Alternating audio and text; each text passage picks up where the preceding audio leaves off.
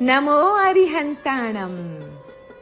નમો પદ આપણી દ્રષ્ટિને સુધારે છે અને અરિહંતાણમ પદ વર્તન સુધારવા માટે પ્રેરણાદાયક બને છે.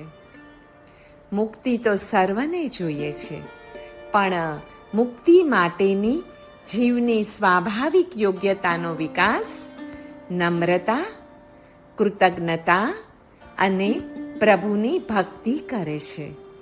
એનાથી દર્શન મોહ જાય છે અને દ્રષ્ટિ દોષ ટળે છે. ચારિત્ર મોહ જાય છે અને વર્તન દોષ ટળે છે. દ્રષ્ટિ દોષ ટળ્યા પછી પણ તેમાં સ્થિરત્વ આણનાર છે સહજ મલનો નાશ કરનાર ક્રિયામાં ઉચિતતા, સ્વાર્થની ઉપસર્જનતા અને પરાર્થ રસિકતા. નમસ્કારથી સહજ મલનો હાસ તથા ભવ્યત્વનો વિકાસ થાય છે. આ આખી સૃષ્ટિ ઈશ્વરેચ્છાનું ફળ છે. એનું તાત્પર્ય સહજ મલના કારણે છે. સૃષ્ટિની ઉત્પત્તિમાં સહજમલ અનાદિથી હોવાથી કારણ અને ઈચ્છા સ્વરૂપ છે, કેમ કે તે કર્મના સંબંધમાં આવવાની યોગ્યતારૂપ છે, ઈચ્છારૂપ છે. એ અનાદિ હોવાથી એ પ્રશ્ન અસ્થાને છે કે શાથી છે? સહજમલ એટલે આત્માના મૂળ દોષનું મળ. આપણામાં બધા જ આત્માઓ મારા પોતાની સમાન છે એ જ્ઞાનનો અભાવ છે. એટલું જ નહીં, પણ એ મૌલિક જ્ઞાનના અભાવે જ સઘળાએ રાગ અને દ્વેષ અને તેના ઈર્ષ્યા, અમર્ષ આદિ ફરજંદો પણ પેદા થાય છે. વિષયાશક્તિ પણ એમાંથી જ જન્મે અને વળી વધે પણ છે. એટલે જ સર્વ દોષોની જનની, મમતાની પણ માતા એ મૌલિક અજ્ઞાનતા છે. અજ્ઞાન, સ્વાર્થ વગેરે દોષોને પોષનાર હોવાથી તે મૂળ મળ એટલે કે સહજમલ એવા શબ્દથી ઓળખાય છે. અરિહંતોની આજ્ઞા માનીએ તો આ સહજમલ ઘટવા માંડે. અરિહંતોની આજ્ઞા કેવી છે? સિદ્ધાણમ એટલે કે સિદ્ધ છે. આયર્યાણમ એટલે કે આચાર પ્રધાન છે. ઉવચ્છાયાણમ અર્થાત અધ્યયન પ્રધાન છે તથા સાહુણમ અર્થાત સાધના પ્રધાન છે.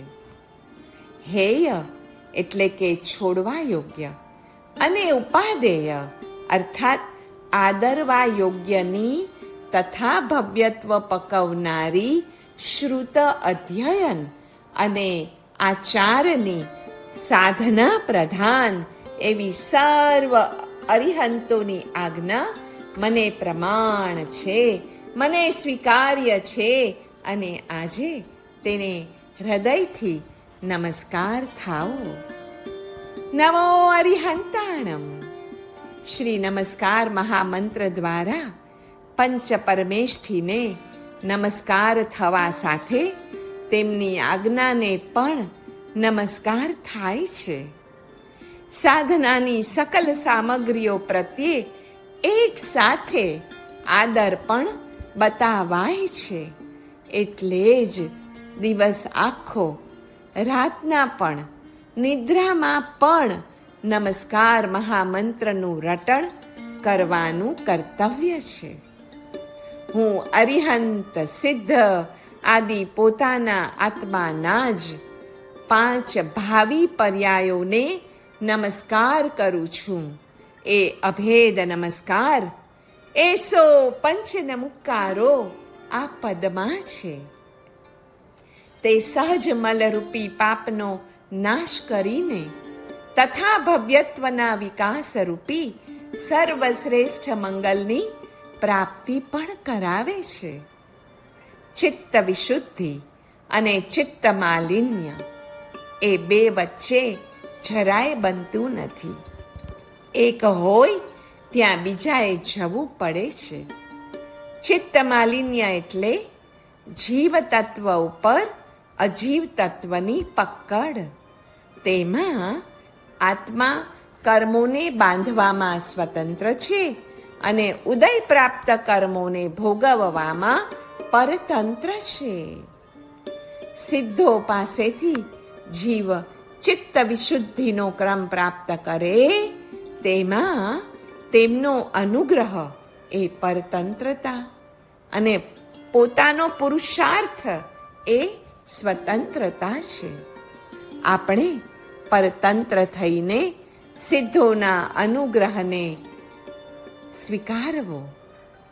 જે કાંઈ અશુભ કર્મ થાય તેમાં અનાદિ સહજમલનું જ દબાણ મુખ્ય છે અને બાહ્ય નિમિત્તો તો તેમાં ગૌણ છે એ વિચારધારાને હંમેશા સ્પષ્ટ રીતે મનમાં જડી દેવી. આત્મા અને કર્મમાં પરિવર્તન લાવનાર એ બેમાં રહેલી પરસ્પરના સંબંધમાં આવવાની યોગ્યતા છે. આમ 3 તત્વો થયા: પરિણામી નિત્ય આત્મા, વસ્તુ સત્કર્મ અને ત્રીજું તત્વ છે યોગ્યતારૂપ ભવ્યત્વ ભાવ અને સહજમલ. પ્રત્યેક જીવમાં યોગ્યતાનો ભેદ જ છે. પૃથ્વી આદિ ભૂતો આદિ જીવો એ ભેદક કે અવસ્થાંતર પ્રાપક છે. એથી મળતા વૈષયિક સુખો રાગ, દ્વેષ, મોહ આદિ સંક્લિષ્ટ દોષો અસદાચારના કારણરૂપ પદાર્થો અદ્વૈતવાદમાં ન ઘટે. પદાર્થો ન માનવાથી લોકવિરોધ આવે અને પદાર્થો માનવાથી અદ્વૈત ન રહે અને એને પુરુષ રૂપ માનવાથી તો નામ માત્ર રહે. વળી રાગ, દ્વેષ, મોહ વગેરે માનવા જતાં વિજ્ઞાન અદ્વૈત ન રહે. કાલ્પનિક કહેતા કલ્પના પણ નિર્બીજ ન હોય.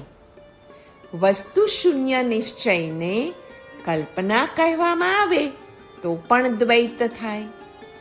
કલ્પનાને જો આપણે નિર્બીજ માનીએ તો મોક્ષ અને સંસાર પણ વસ્તુ શૂન્ય બને.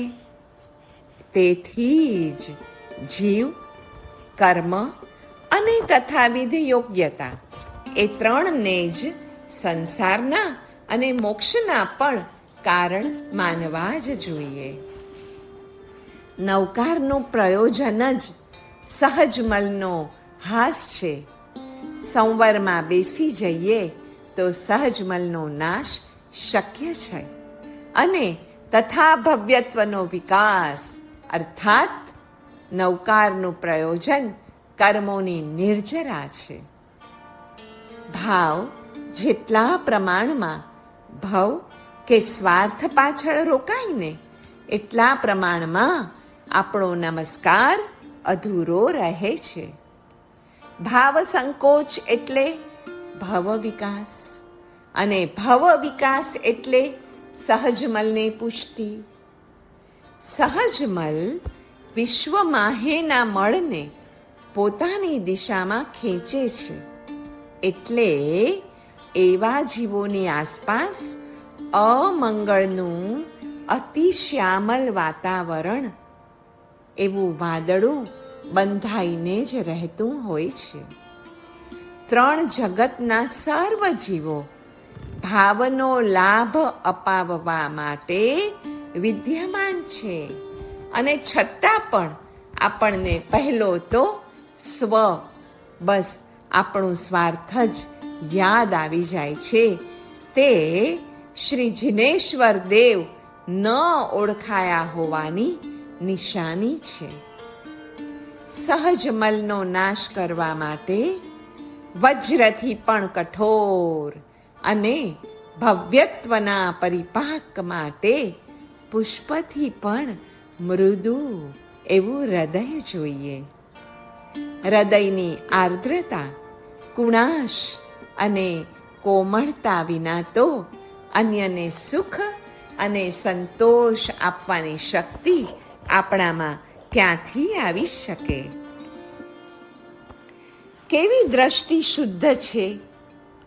તો પૂજ્ય પન્યાસજી મહારાજ આ અઘરા વિષયને સહેલો બનાવતા બનાવતા આગળ કહે છે કે એ દ્રષ્ટિ શુદ્ધ છે કે મારો અપકાર મારાથી જ થાય અને મારો ઉપકાર મારા સિવાય બીજા જીવોની સહાયથી જ થાય. હું નીચે પડું છું તેમાં હું એકલો જ કારણરૂપ છું, અને હું ઊંચે ચઢું છું ને તેમાં મારા વિના અનેક અનેક આલંબનો કારણરૂપ છે. બસ આ માન્યતા માનવાનું મૂળ કારણ એ છે કે જીવ પોતે અનાદિકાળથી કર્મના ભારથી તો ભારે છે જ, એટલે પતનમાં તે ભાર કારણરૂપ છે. આપણી ઉપર કર્મનો એટલો બધો ભાર છે કે ભારને ઊંચકતા ઊંચકતા ગબડી પડતા, ખોટી ને ખરાબ વસ્તુ તરફ ઢળી પડતા આપણને વાર લાગતી નથી. તે કર્મનો ભાર બીજા કોઈના કારણે નથી, પણ આપણા પોતાના જ કારણે છે, એમ સહજમલ શબ્દ કહે છે. ભારે જીવ પણ ઊંચે આવે છે, એમાં તેને આલંબનની જરૂર છે. ઉપરથી એ હાથ પકડે તો આપણને નીચે પડેલાને એ ઉપર ઉઠાવી શકે એમ છે. એ આલંબન મળે તો જ તેની સહાયથી જીવ ઊંચે જઈ શકે છે. ઊંચે જવામાં સ્વની યોગ્યતા એટલે કે આપણો પુરુષાર્થ તેમની આંગળી પકડવાનો, બસ એટલી જ સ્વની યોગ્યતા ઉપરાંત બહારની સહાયનો ઉપકાર સ્વીકારવો, એનું જ નામ કૃતજ્ઞતા ભાવ છે. પર પ્રત્યે કૃતજ્ઞ રહેવું જોઈએ અને સ્વ પ્રત્યે કઠોર રહેવું જોઈએ, તો જ આપણે ગબડવામાંથી બચતા રહેશું. તેથી જ મહાપુરુષો સ્વ પ્રત્યે વજ્રથી પણ કઠોર રહે છે અને પર પ્રત્યે કુસુમથી પણ કોમળ રહે છે. જીવ ઉપર સહજમલનું દબાણ એટલું બધું તો છે કે તે ન ઈચ્છે ને તો પણ એને વિષય કશાયમાં ખેંચાવવું પડે છે. ઇન્દ્રિયોના તુચ્છ અને અસાર વિષયોમાં તેને હંમેશ માટે મહત્વ અને સારભૂતતા ભાસે છે, કેમ કે તે કર્મના ભારના દબાણથી દબાયેલો છે. એટલે જ એ ઇન્દ્રિયોના તુચ્છ અને અસાર વિષયો તરફ ખેંચાતો જાય છે. ક્રોધ, માન, માયા, લોભ આદિ કશાયો વિષ સમાન છે, અને છતાં તેનું પાન કરવા માટે તે સદાય તલસે છે. અને તેમાં વળી હું કાંઈ ખોટું કરું છું એવું ભાન સુદ્ધા તેને રહેતું નથી. એ રીતનું સહજમલનું દબાણ હંમેશા તેને જીવને નીચે પડવામાં સહાય કરી રહ્યું છે. બીજી બાજુ આશાના કિરણો પણ છે. તથા ભવ્યત્વ જીવને ઊંચે લઈ જવા દબાણ કરીને ઇન્દ્રિયોના વિષયોમાં નહીં, પરંતુ આત્મગુણોમાં સારભૂતતાનો ખ્યાલ આપ્યા કરે છે. એ માટે જ રોજે જિનાલયે જવાનું છે, ગુરુઓને વંદન કરવાના છે, તીર્થાટન કરવાનું છે અને દાન આદિ ધર્મ સ્વીકારવાના છે. ક્રોધાદિ કશાયોમાં નહીં, પણ જીવો પ્રત્યે મૈત્રી, પ્રમોદ, કરુણા અને માધ્યસ્થ્ય ભાવોમાં તે અમૃતતુલ્ય આસ્વાદનો અનુભવ કરાવવા પણ તે તલસે છે. એ પછી સત્સંગતિ અને સત્શાસ્ત્રોના જોરે એવું ભાન તેને ક્વચિત થયા કરે છે કે ચારે કશાયો તો કટુક વિપાકને આપવા વાળા છે અને મૈત્ર્યાદિ ચારે ભાવો તો અમૃત તત્વને, અજરામરપણાને પમાડી શકે તેમ છે.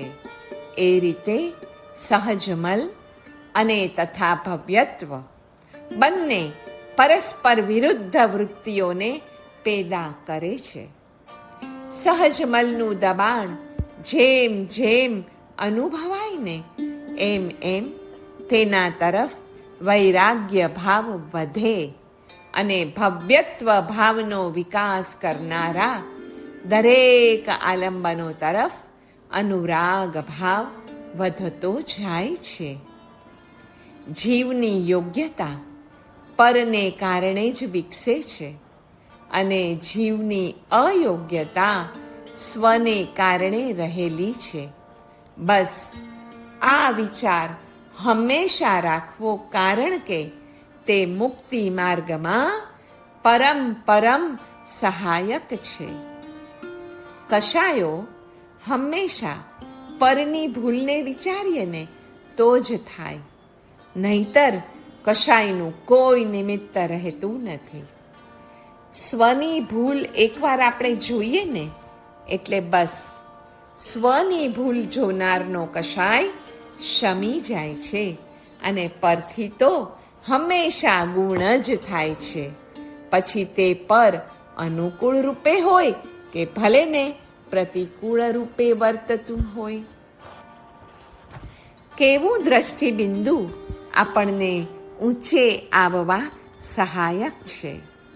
જુઓ, અનુકૂળ રૂપે વર્તતું દ્રષ્ટિબિંદુ તો સહાયક છે જ, પણ પ્રતિકૂળ રૂપે પરિણમતું પર પણ કશાયનો પરિપાક કરવા માટે અને સહજમલના દબાણમાંથી છૂટવા માટે અનન્ય સહાયક છે. આ દ્રષ્ટિબિંદુ આપણને બીજા જીવો પ્રત્યે કૃતજ્ઞતા ભાવવાળા બનાવે છે અને પોતાની પ્રત્યે કઠોરતા ભાવવાળા બનાવે છે.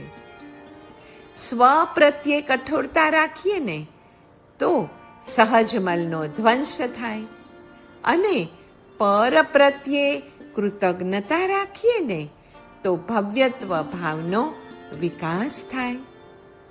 પરના ગુણ અને સ્વના દોષ એટલા માટે જ વિચારવાના છે કે સ્વ એ સહજ ભાવે દોષથી ભરપૂર છે અને પર એ તો પરને ગુણ કરનાર જ થાય છે. પછી ભલે ને એ પોતાને દોષરૂપ પણ બનતું હોય. જગતનો સ્વભાવ જ એવો છે કે પદાર્થ માત્ર દોષિત સ્વના અને શુદ્ધ પરના કારણે જ બને છે. આપણને સૌને ખબર જ છે કે મેલા કપડાની શુદ્ધિ સ્વથી નહીં, પણ પરથી જ થાય છે. સ્વનો વિચાર કર્મબંધનો હેતુ છે અને સર્વનો વિચાર કર્મક્ષયનો હેતુ છે. સ્વનો વિચાર સહજમલના કારણે સહજ બની ગયો છે. વાતે વાતે પહેલો વિચાર આપણને આપણો જ આવે છે, પણ સર્વના વિચારનો પ્રયત્ન જ સાધ્ય વ્યાધિ કલ્પ ભવ્યત્વ ભાવનો વિકાસ કરે છે. સકલ પંચ પરમેષ્ઠીનું બહુમાન, સકલ પંચ પરમેષ્ઠીનું ધ્યાન, સકલ પંચ પરમેષ્ઠીનું પૂજન અને સત્કાર એ સર્વના વિચારને ઉત્તેજક છે. સર્વના વિચારનું બહુમાન એ જ પંચ પરમેષ્ઠીનું બહુમાન છે. પંચ પરમેષ્ઠી જે કારણથી પરમપદે બિરાજમાન છે એ કારણ છે સર્વ જીવોની હિતચિંતા. બસ ત્યાંથી જ તો ધર્મ ધ્યાન અને એના અમલથી ધર્માનુષ્ઠાન એ બંનેનો પ્રારંભ થાય છે.